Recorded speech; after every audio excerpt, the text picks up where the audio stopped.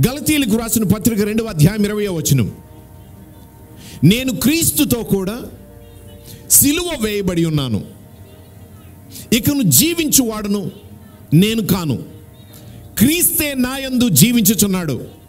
నేను క్రీస్తుతో కూడా సిలువ వేయబడ్డాను. తన యొక్క జీవితంలో శరీర క్రియలన్నీ కూడా లయపరచబడినట్లుగా ఆయన అనుదినము క్రీస్తుతో కూడా సిలువ వేయబడుతున్నాడు.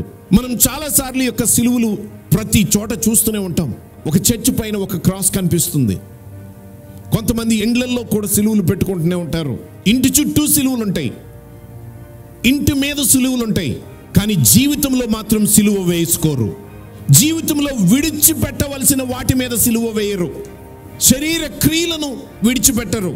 శరీర క్రియలను విడిచిపెట్టడానికి ఇష్టపడరు. నీవు సిలువలు ఎన్ని పెట్టుకుంటే ప్రయోజనం ఏముంది శరీర క్రియలను విడిచిపెట్టకపోతే? నీవు బయట సిలువ పెట్టుట కంటే నీ లోపల సిలువ వేసుకోవడం ప్రాముఖ్యం. నీవు సిలువ వేయబడిన వాడవైతే నీవు చేసే శరీర క్రియలకు కూడా నువ్వేం చేయాలి? సిలువ వేయాలి. అంధకార సంబంధమైనటువంటి క్రియలకు సిలువ వేయాలి.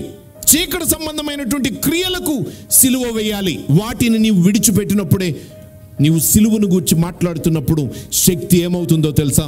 విడుదల అవుతుంది. దేవునికి స్తోత్రం కలుగును గాక.